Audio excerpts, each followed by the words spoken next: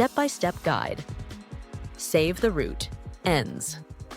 After using the green tops of the onions, save the white root ends. Make sure each piece has around 1 to 2 inches of the onion left. Place in water. Place the root ends in a small glass or jar of water, ensuring the roots are submerged while the top part stays above water. Find a sunny spot. Put the jar on a sunny windowsill where it can get plenty of light. Green onions grow best with indirect sunlight. Change water regularly.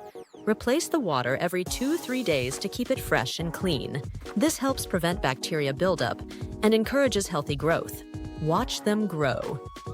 In just a few days, you'll see the green shoots growing back.